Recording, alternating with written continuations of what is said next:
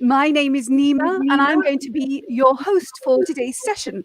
It's fantastic to be here. I'm really embracing this virtual life. Now, just a brief thing about me. I'm the creator of something called She Strategy, and I'm going to be awarding each of our speakers some of the phrases that I use in this system that I've created. And if you join me at midday, you'll see how it all fits together, midday GMT. So, these are the phrases I'm going to be referring to.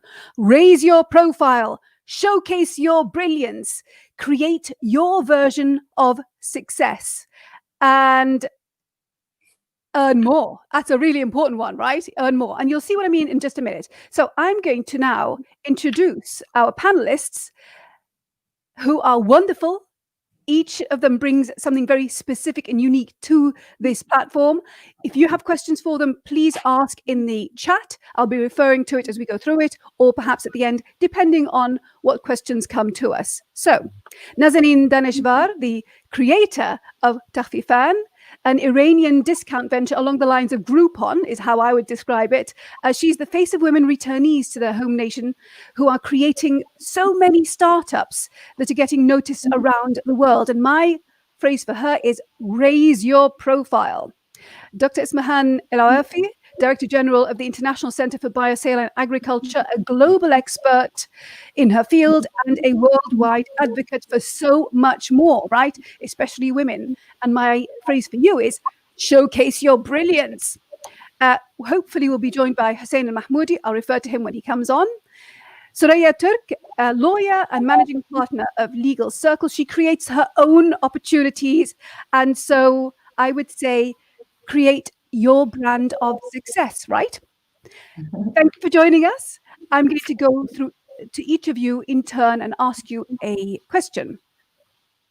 Nazanin, you did a TED talk. It was in Farsi, so I couldn't follow it, but I got the gist. And the title is Women Need to Be Relentless, was your title. It's exhausting having to be relentless all the time. My question to you is, you went back to Iran from Germany. You created this startup. What is it that you have now, what pathway have you created for the women alongside you and who come along behind you? What is that? Hello, everybody, and thanks for having me. So going back to your question, so that TED Talk was about not raising a perfect girls and instead having brave girls. So I think that is the most important thing that we need to all practice to be brave in achieving what we are dreaming about. So going back to the situation and what basically I have experienced through coming back to Iran from London and Berlin 2 times. So that was the thing that I think we are living on a daily basis. The changes, the pressure that we are getting from every single corner, from society, from family, from the culture. And we need to raise our children in a way that they would be brave. And I think this is the root cause that we are having. The women don't have the self-confidence in our culture. So basically, they don't see it, how to prove and how to fight for what they want. And obviously, the pressure from the family and the culture is not exactly helping. So that happens that through the way, unfortunately, through these years, I've seen so many women basically dropping out of the line so quickly and not pursuing what they have been dreaming about. But when they come to you, women, what is it they say? So they say, thank you, Nazanin, you did what? So basically, what I see is just like the thing that I see from our guys in the company and in the social media. They're always like, yeah, you're a role model. We want to be like you.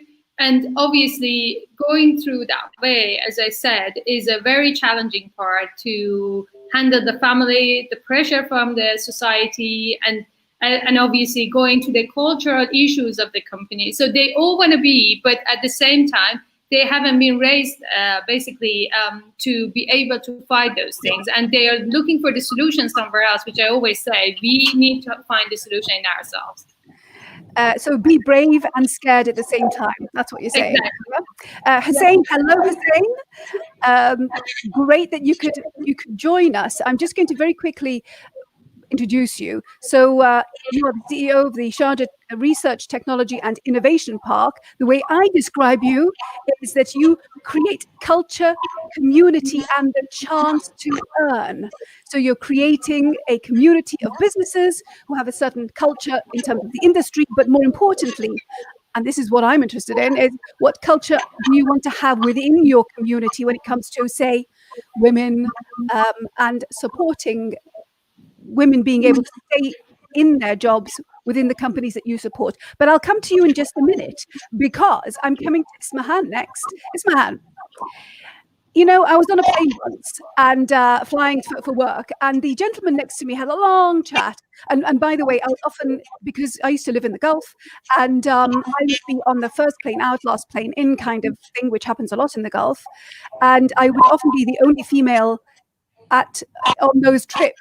The rest would be the businessmen going and doing their thing. So that's just a pointer that I've looked back and reflected and realized this.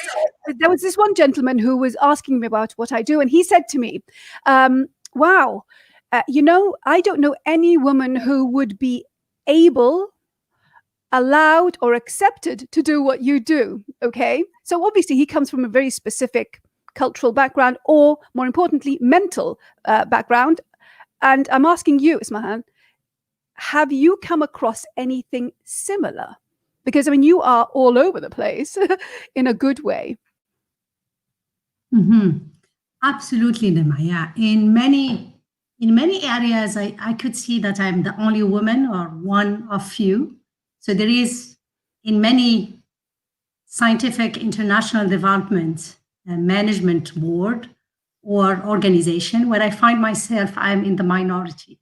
So both in terms of age and gender, both of them. So most of, and particularly when it goes to board of directors, because most of the people that make it to board of directors normally are in certain age and certain gender. And it's at the beginning, I used to be a bit scared or a bit taken by it. But after a while, I got used to it. And I'm trying to bring in other young women to join the cohort, because there is a reason why we are about 50-50. So we are 50-50 there because that's the best way for nature, be it in any species, be it human or animals or plant, you need both sexes. So you need both genders. So it's not normal that we are minority at any strata of the society. And again, what do people, women, men, people, what do people come to you and say, oh, I didn't know this, I want this to happen now, as a result of what you're talking about, what you go and do? Because you don't do, what you do is you are an expert in your industry, but you talk around other issues too, right? Yes, absolutely. So if I may say it, there is few things that happen to me and it bothers me. Like, mostly I was in a board of director and our chairman was about 80. And he used to be spokesperson of the White House. So for him, it was like, and he was treating me like this little young girl that doesn't know much, but she made it here some way. And I had within few meetings, he completely changed his mind. So it was really, for me, it bothers me. I made sure that I spoke up even more. I'm a vocal person by default, but then I spoke up more because they have to hear the other voice and the different voice than the cohort that they play golf with and they are all the time with. So they need a bit of a fresh air, a bit of a new ideas. And we are becoming the best friends. And I think I helped him to change his mind, how he look at young people with less experience and maybe less from a different background as well. Okay. Again, just a point on this 50-50 issue. I've had people come to me say, I'm not going to offer women support or training that I don't offer to the men because I believe in equality, right? Well, I believe in equality, right? But equality is about equal outcome and equal reality. So if we are 50% of the world's population, roughly, more than 50% of people who graduate from universities, and then you look around and we vanish at certain points, then there's something wrong. And therefore, the women or the people who are marginalized, who happen to be women, should be offered, as far as I'm concerned, the support and enabling so that they stay in the pipeline. And Hussein, this add just one more, equal opportunities. And I think this is what the women, they don't have as well, just your equal Nima. Sorry. Yeah, not at all. But you see, the issue there is, I don't like to use the word problem, the issue there is it's how we define things. So when we see opportunity, it is the opportunity to stay in the pipeline, the opportunity to peel off if you need to, but come back at the same level and so on. So it isn't about saying, I advertised and they didn't come. That's not the opportunity we're talking about. It's about retaining talent. Hussein, retain. That's my R word, right? What are you doing? What would you like to see? You are in this fantastic, privileged situation where you are creating a culture and a community of people coming together, dealing with fantastic cutting-edge science issues, right? What would you like to instill in the companies, or maybe look for in the companies that you grant licenses to? No pressure. Thank you, Nima, and good talking to you, ladies. And I'm sorry I was late. I was in the other session, and I didn't dare to walk away from that session, but I'm really glad to be with you here.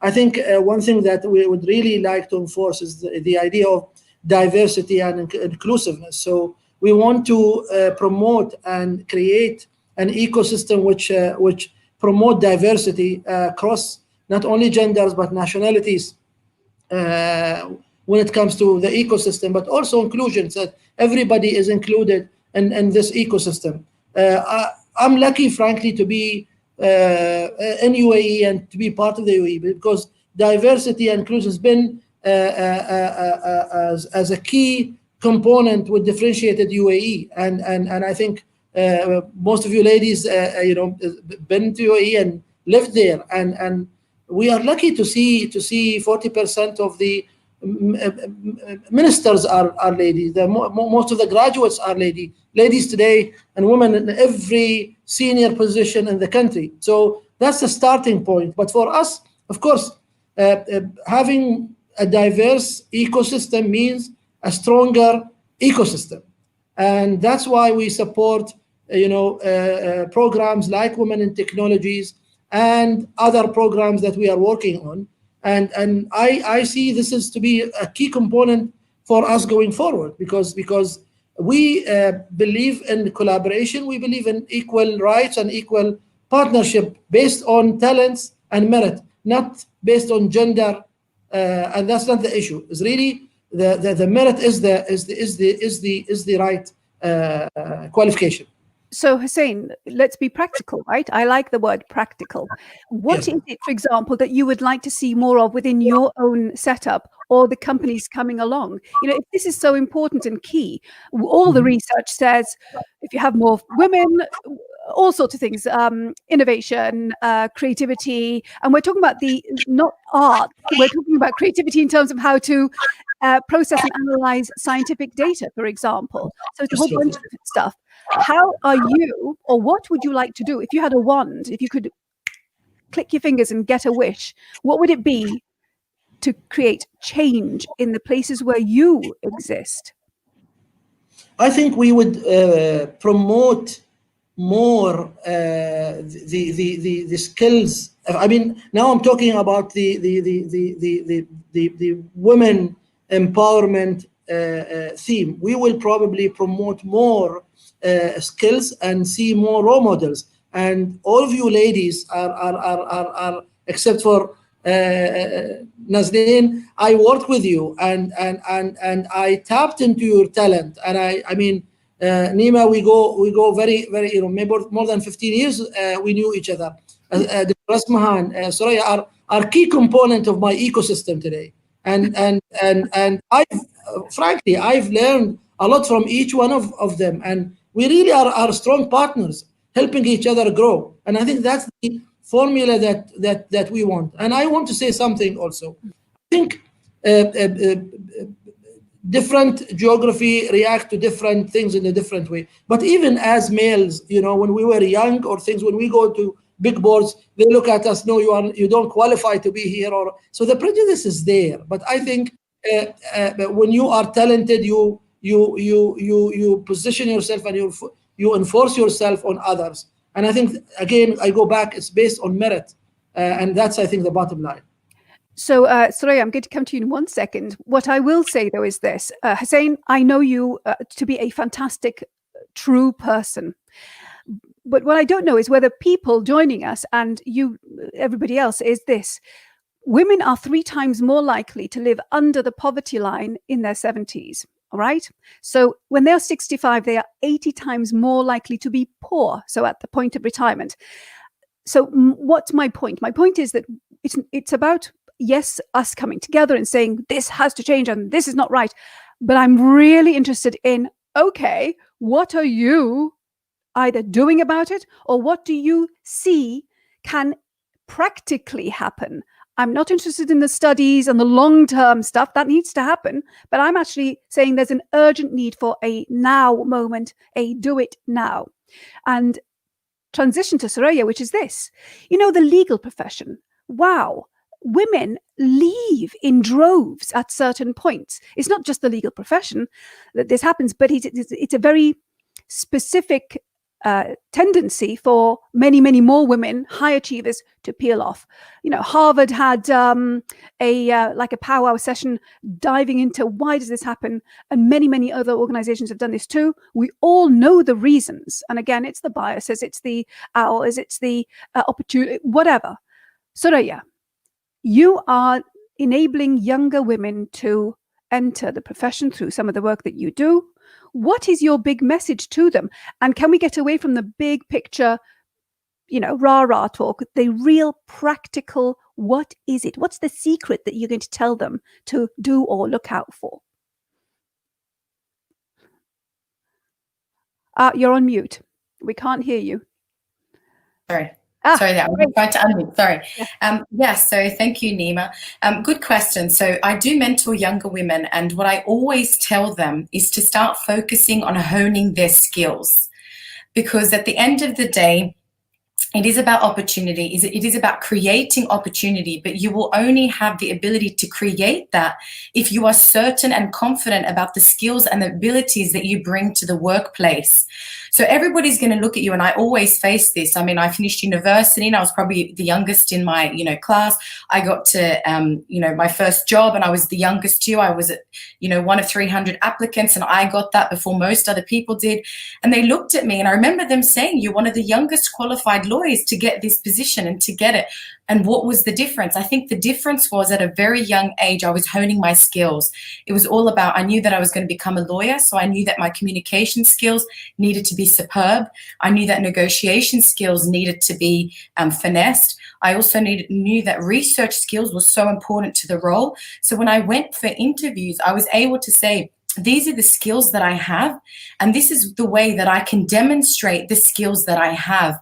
And therefore, as Mr. Hussain was saying, nobody then can deny that or take that away from you, and merit speaks for itself. So firstly, you have to have a skill base and a skill level, and then you have to have a passion and a drive and a commitment to succeed.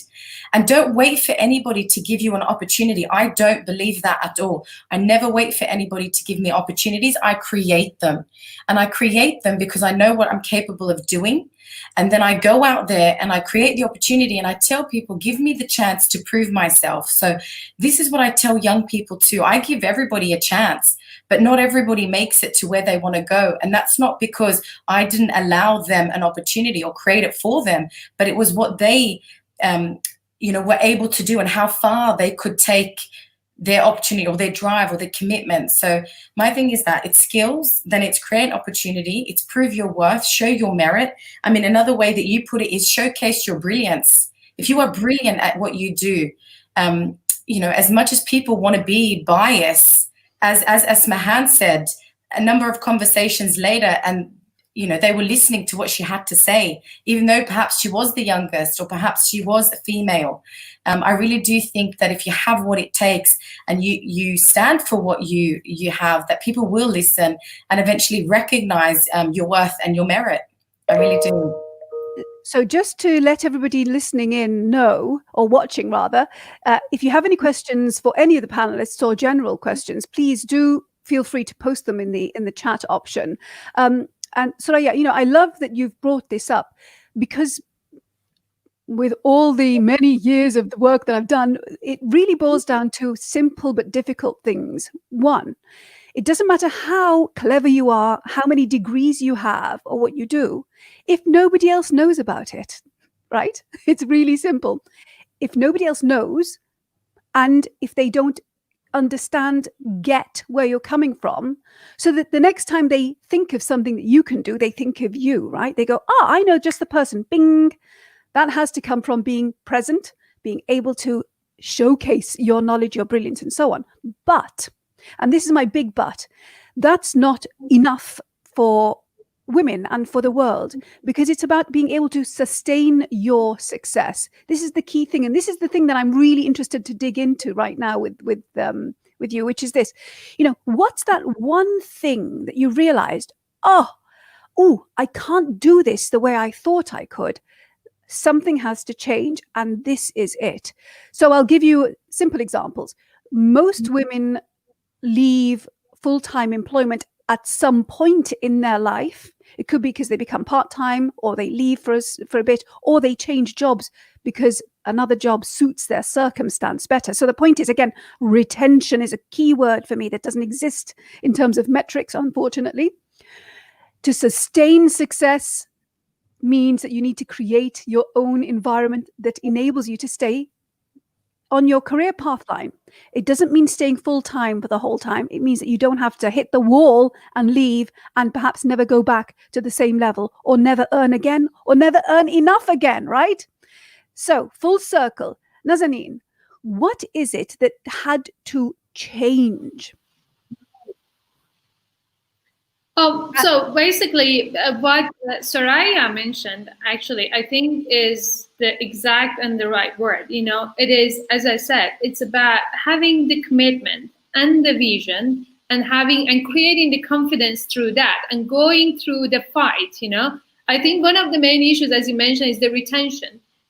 We actually, in Iran, we have over 50% of the ladies getting into engineering. But when it comes to work, there are just 20% unemployment. But on the management level, you literally just don't see them. They don't fight to get there. They rather change the job to get into comfort zone, to just continue doing without the pressure of the parents or the husband or the society, or make that change happen. When it comes to that click moment, to that aha moment, okay, now you're getting to the next phase, but it hurts. It has a pain. It has a price that you have to pay for it. Then they just don't want it. They just drop off, They just say, okay, just forget it. So I think I don't really see that commitment towards the change of themselves, change of the society, change of the companies that they want. So they don't literally get into that fight, and that vision is just not there. You see what I mean? So it's very short term. And I've always said, it's mainly, I know that there are all sorts of issues. We've got it through the whole world. I experienced it in Europe. And the same in here, it's always going to be out there, but we cannot change those things so quickly. But one thing that we could change is to change this commitment and this vision on ourselves, to make the change and move, And I see a lot of ladies that, as you mentioned, most of the ladies that worked in our company and they got pregnant, they left the work for good, or at least for like 4 or 5 years. And then they went back, like, God knows wherever, just somewhere that would give them that little flexibility without caring, just as much as they say, okay, I'm working and I have a job. So I think that one thing that is actually missing is basically the ladies and the change in themselves, and see the future and what part of the future they could actually be in. So one thing I would like to, though, highlight is, I think it's important for us to be accepting and, I suppose the word is, kind to ourselves and to people around us, meaning people reach breaking points for different reasons, all right? And so, I know so many people who would have loved to have done and gone and been, but, 3 children later and something happens and they have to make deliberate decisions to maintain their sanity. Some people can afford to bring in help. Other people have to change something about the way they live. So my point is this, is I hear what you're saying. One, you are the woman who did give the talk called Women Must Have to Be Relentless. So it's a fair enough thing that you're saying. But, it's also fair enough to say, actually, I'm tired, I'm broken, I need something to stop. Otherwise, I will break. And that's really my question. That was my question to Hussein, which is, okay, what ecosystems are we creating to enable people who happen to be women, because they're the ones who are getting pregnant and giving birth in many cases, to stay in the pipeline, even if it's not full-time all the time? What is that thing? And to your point, Nazanin, you're right. It is about us saying, what do I need to change in my life to enable myself to stay on? There's a very weird sound happening. So, right. So, Hussein, are we moderating questions through you, Sam? I didn't realize that. There's a question from Hussein. Are men in your country accepting women as their leader? So the straight answer, of course, I won't dare to answer no. Okay, and I think, as I said earlier, I think in the UAE, we are comfortable with having women as your leader or your colleagues or your mate. So from that perspective, I think the UAE did very well in positioning the woman and the man, in where they should be. Going back to I think, well, your questions, Nima, I think there is a new emerging strong player, which is probably more stronger than male and female, which is technology. Today, technology will enable female and male, and let's talk about female now, to work independently from wherever she wants, whatever she wants, in any condition she wants. And I think this will change our landscape in a big way.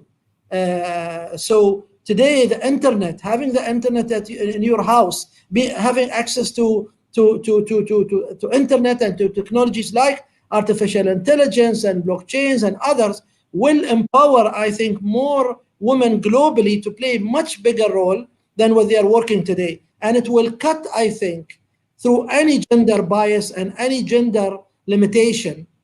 And I think this is very, very powerful change that we will witness now and going in the future. And this is actually part of the probably post-COVID social acceleration we will have going forward. Yeah, no, absolutely, you're right. But can I be again the devil's advocate, which is my role in life, right? Which is this thing. You're right, absolutely. And all the research says that the productivity, the profits, and many, many fantastic benefits shoot up when people embrace what's called flexible working. Flexible working is defined as a way of working that's different to what you already do, and technology is a big part of it. But there are so many companies that will not enable people to embrace it 100%. That's the big thing. So the technology has been there for a long time. COVID has proven that people can still be productive and present and all the rest of it, even if they're just doing it virtually. The big question, though, is, do we revert back to type? Are companies going to enable people to do it? Do you see, Hussein? So, yes, we've had this and we've talked about it for years. So what needs to be,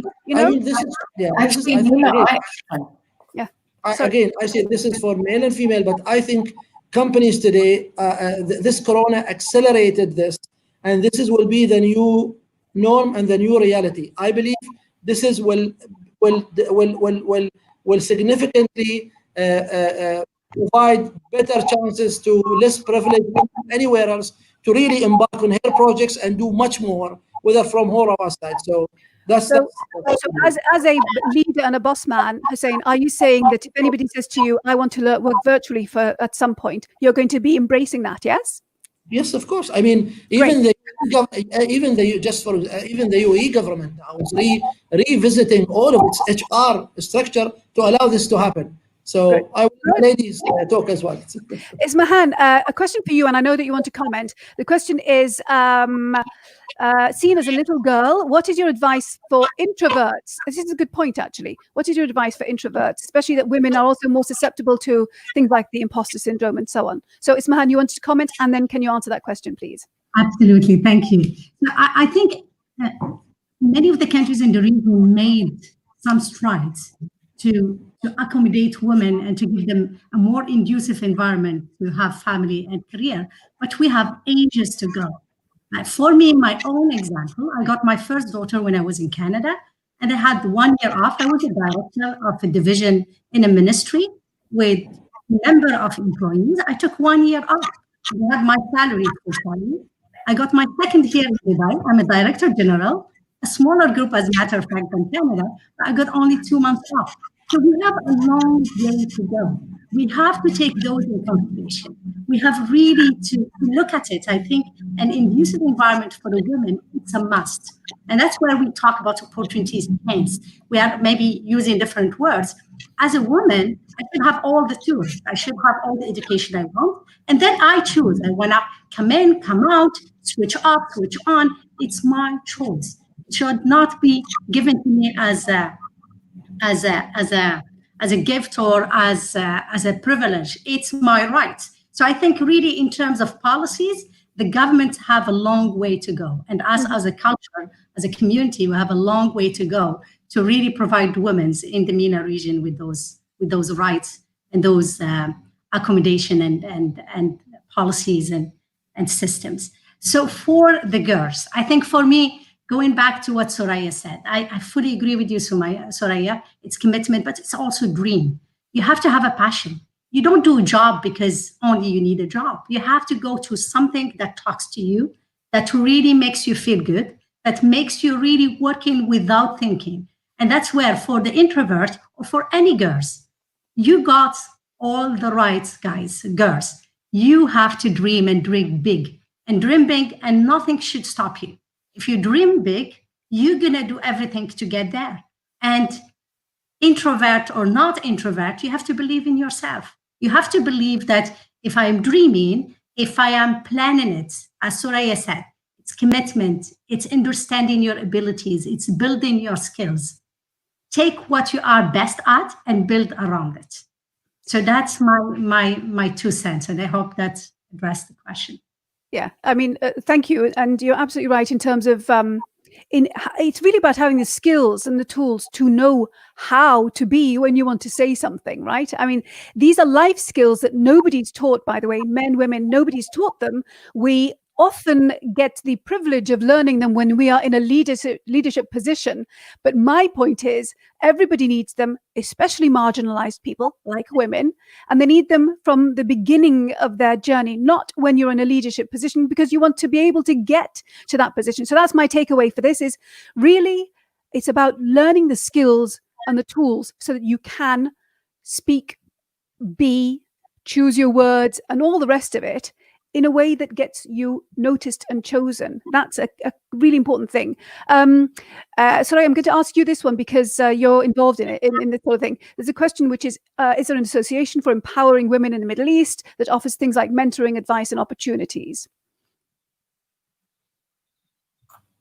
I believe there are. I mean, we can, after this, provide you with specific names of various organizations, but there are many women who are have leadership positions that have taken on these roles where they are, offering mentoring and opportunities for younger women. There is, I think it's called Emirat 7, which is an Abu Dhabi-based organization that really supports women as well. Going forward, personally, I know that Legal Circle but we're doing it through the company where we nurture younger female lawyers and really give them an opportunity to, prove themselves, finesse their skills, and develop the skills that they need within a legal firm setting. And again, if we take it back to the point of women in tech, tech is revolutionizing, it's digitalizing, transforming lots of industries. So now there are so many new areas that women can develop skills in, which will put them in a position where it's cutting edge. And then again, gender biases in that space is going to be difficult because it'll come down to merit and who can do the job. So I think if we go back to as well what Hussein was saying about the way we are progressing, particularly with technology in workplaces, and if women start to get into that space and develop their skills in those areas, they'll have more of a chance to put themselves out there and to ask for what they want and what they need. For example, Corona has changed the way we're doing things. It's changed the working environment. It's forcing companies to look at how they might need to be leaner and slimmer and meaner to progress as an entity and company. So they're giving creating, opportunities for women now to work remotely, work flexibly, work part-time. Another thing is, I just want to make a point, I know because we're probably coming to a close, is that for women, and I really believe that we need to keep a perspective on the reality, and life is a marathon and it's not a sprint. If you think it's going to be a sprint and you're constantly running to win that race, you will feel tired, you will feel exhausted, and you will feel that you're overcome by all the obstacles and challenges. But I really believe if you see that it's a marathon, if you see that it's something you have to plan for, it's something you have to prepare for, and it's something that you've got to take in your stride and know it's for the long haul, you just keep on going and you don't stop. Taking a year off means nothing. Take 2 years off, same thing. So long as you've got the skill, you've got the drive, you've got the ability to dream big, and you plan and prepare for it, that's how you achieve success. It's for those that plan and prepare and take the opportunity. So just, I muddled a lot of things there, but that's I just okay. things that came up that I really wanted to address. Yeah. So just on this point of taking time off, my personal belief is that we should live life with choice, but it has to be informed choice, meaning that you don't end up hitting a wall or getting to a situation where you can't cope anymore. So you choose to leave. That's not a choice. That's like, I couldn't continue. I was going to break. So it's not exactly the same as saying, oh, I'm going to make a relaxed, measured choice, right? This is what I want people to know. One, when a woman takes a year off earning, over the course of her lifetime, that is the equivalent of 3 to 4 times her lifetime's earning. I'll say that again. For every 1 year a woman takes off earning, it is the equivalent of her losing out on 3 to 4 years of earning over her lifetime. Does that make sense? So if a woman doesn't earn, say she earns $20,000, $20,000 times 4 is taken from her lifetime's earnings for that 1 year off because of the incremental increases in salary, raises, benefits, and so on that she loses out on. What am I saying? I'm not saying don't take time off. No. Again, I believe in choice and informed choice. But if you are going to change something in your life, go part-time, take time off, do something different, go learn a new skill, it's about knowing what that means for the whole of your life. And then mitigating risk. You don't want to be poor before you die. So what can you do about this? If you want to know more, message me privately. We can have a conversation. But my point is this. We keep on hearing, go for it, long run. Yes, absolutely. But we are not ever exposed to the real information of the consequence of seemingly simple decisions like, I'm going to take time off. That's the conversation I'm interested in, which is actually, this is what happens when you do. So mitigate against that, and this is what you can do about it. Another point about mentoring and women in the region. We have, forgive me for saying this, Hussein, maybe you've got a better way, more diplomatic way of saying this, but we have parallel communities.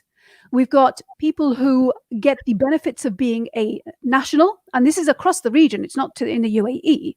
And then you've got the expat community. So people who are nationals will have a lot of government policies that are in their favor, and they are very progressive, fantastic policies, okay? But the majority of the women who live there are expat women, and that's where it becomes murky because they're the ones who don't have government rulings, about equality and equal pay in their favor, and it is about a company and corporate policy that kicks in. So we're talking about two separate things: what people from a nation get, and very progressive, fantastic policies there. But what do the majority of the people who live in that place get? And that's where the problem lies. A question to you. So I've got to find it now. Anyway, I know what it was. So the question was this. A woman is, somebody saying, that she has observed, or he, I don't know, the person has observed that a woman wants to go for a position. She holds herself back. The leader, who happens to be a man, is very encouraging. And so therefore the woman then perks up and goes for it. And the question really pivots on, is it about having the men at the top deliberately look down the pipeline and lift up, encourage, enable specific women? You know, how do we, again, the talk is there. We've been doing it for decades. How do we move the needle on this? How do we move forward? What, very briefly, Hussein, what do you reckon? I think again, if you work for a progressive organization, or if you are a leader and running a progressive organization, you should include diversity strategy in your strategy. And this is for business purposes. It's not for corporate social responsibility or anything. So if you have it embedded within your strategy, then this is a policy from the organization, which, you know, it is part of your KPIs. So if you say, I want to have, I don't know, 20% or 30% or 50% of my organization, of the board of that organization filled with female, this is part of your target. So I think more and more we see organizations having this strategy as part of their KPIs and as part of their strategy, overall strategy. So for me, it's not something that I do it just because one person like this and he will do it. It doesn't work this way. It has to be part of an organization strategy. For us at the Sharjah Research and Technology Park, we have a strong program for women empowerment, and that's why we are supporting, for example, this Women in Technology. We had a big conference in February. Now we are working on developing a special program with coding for women and social internet for women. So this is the type of skills you need to also empower people to be able to excel and grow. So it's a strategy, it's a structural work. It makes financial sense as well as it being fair, basically. And it's been documented, yes. So I'm going to wrap up now because we've run out of time. We're over. And it's a question I'm going to put to Nazanin.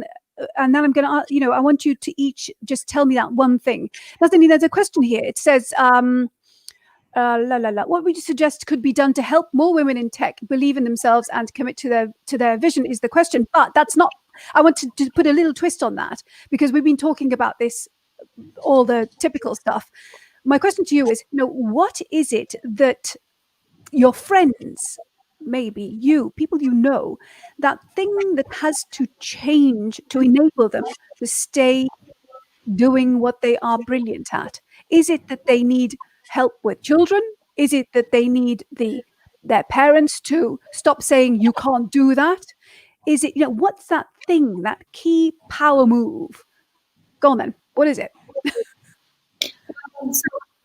So basically there are two sides. The tech question I'll answer on the second point. So I think the main thing is about them, as I said, to have the courage and put this step forward. Either it is towards the husband to handle the life, like with the children, to make the husband understand that this is basically a life that we should manage together. So talk to him and stand for it. And goes to the parents, that there are lots of parents that are putting the pressure so the girl doesn't take that actual responsibility. And going back to work, I see a lot of women, they never raise their hands. They just don't put that step forward to take the responsibility and be the person that gets it done and moves to the next level. So basically you mentioned the question. I believe myself, we shouldn't be waiting for somebody to pull us up or considers us to move forward in the company or the position or whatsoever.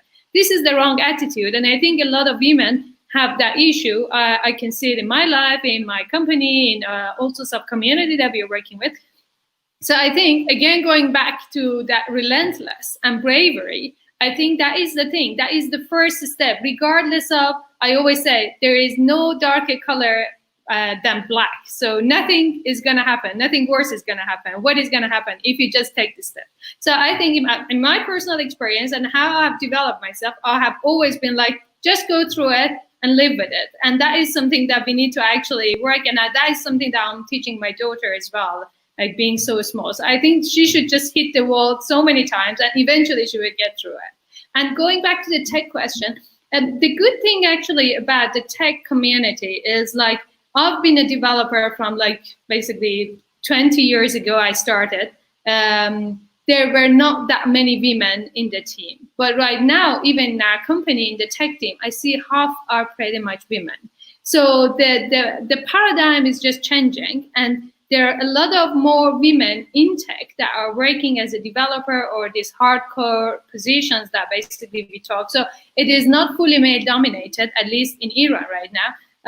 But I think going back, I think one of the important things that normally I see it as a weakness to myself and all the ladies around myself is that social networking power that basically we don't take it very serious. But looking at the male colleagues, they are really good at networking, being together, talking together, solving issues together, and moving to the next step. So I think that is one of the things that the ladies that want to be brilliant in tech, they need to be more involved in the events, in the communities, and in the network of the other women doing the same thing. Okay, so I'm going to come. Thank you for that, Nazanin. No. I'm going to come to each of you, but can we have literally one sentence? What is the power move? The power move, that thing that's going to shift things that either you realized for yourself or that you observe other women around you need and do. Soraya, just in a sentence, please.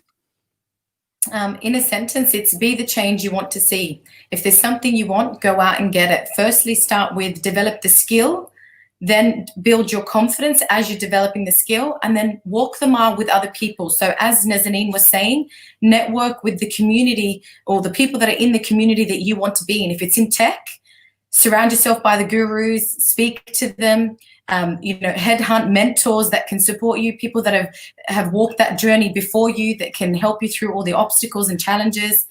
So it's really creating that space. Create your own ecosystem. Don't wait for any other external organization to create it. You can create it with all the resources you have. Just one last point I'd make is women are so resourceful. As a species, as a human, female, we have all the resources we need because we're nurturers, we're mothers, we're lovers, we're it's a inbuilt, innate skill that we really have, and we should use that to our advantage. We network better than any man can. I mean, this is not to say, you say no offense, but we do know because human beings generally are social beings, but women also, just given our role, I think we can and we have the ability, and we just need to apply ourselves and believe in ourselves. So Hussein, thank you, Soraya. Hussein. Yes, ma'am. One thing, what do you see happening and you think, I wish she didn't do that. I wish they did, or I wish this would happen more. In other words, is it a case of you observe, holding back, not go, what is it that if you had a wand, ding, what is it that you would like to change, to be changed already? I wish, in a sentence, haha. I wish that the women empowerment topic does not get used for manipulation and for the purposes of, what's the right word? For the wrong purposes. I think... it's an example. There are some sometimes the women empowerment or the diversity topic has been used for the wrong purposes or with the wrong intention, or it's used to mislead factual info. So I've launched the first businesswoman award in the UAE in 2001. So that's 20 years ago. So I've been involved. And one thing that I really, noticed that there are a lot of, organization or people try to just do lip service or use this for the purpose of maybe could be marketing or could be other things.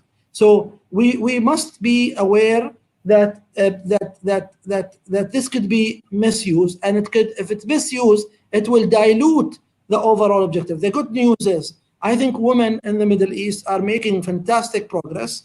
I believe, like men, by the way, it's this, we are both progressing very well, growing very well. Our skills are being developed, our hopes and aspiration being developed, and it will take us some time. But I think technology will definitely accelerate the role of women in the Middle East in a big way. And I'm very optimistic about the next 5 years. I think it's going to be a transformational 5 years for the betterment of the Middle East societies, having women being more empowered and more impactful in our organization and our societies. So you're saying is you want people to be genuine and to fix the figures, i.e. retention and so on, and opportunity and all the rest of it, as opposed to wave a flag and just talk the talk, right? Cool. Right. Ismahan, final word to you. What is that, again, the power move that you either have done for yourself, but again, I want it to be a practical thing that somebody can go away from this and say, hey, I'm going to try that, or I need that too. What is it? So it's 2 words, not a sentence. The first one, it's positive discrimination. Mm-hmm. Wherever you are in the government, you're in a corporate, wherever you are, I think men have been given centuries and centuries of privileges. I think we have to give it to women for at least 100 years to balance it out. The second one is critical mass. There are few of us out there. It's not enough. We have been talking about it for so long. We need critical mass. So wherever you are, give that positive discrimination to a woman, give her an opportunity, give her a chance, and give her the skills. Going back to the skills, we have a program called AULA, Arab Women for Leadership in Agriculture, that we started with the Islamic Development Bank and Bill and Melinda Gates Foundation. And we have a cohort from 6 countries. And what we are trying, what we find out is that the soft skills, they have all the tech, have all the knowledge because they go to university and they got the degree and they are doing wonderful at the university, but they don't have the soft skills. So for me, it's positive discrimination for at least 100 years. So get ready for it. And critical mass. We need the critical mass of us. And I love that you said the phrase soft skills because, and we're going to end now. My takeaway is this. You need core skills. These are core to your life. And they are what people call soft skills. They're not soft. They're core. Okay. And it boils down to, how do I let others know what I'm brilliant at? How do I, don't tell me to put my hand up if I don't know how to choose the words, how to be when I'm saying them, what to do. This is huge. It really is. As you say, Ismahan, it's this.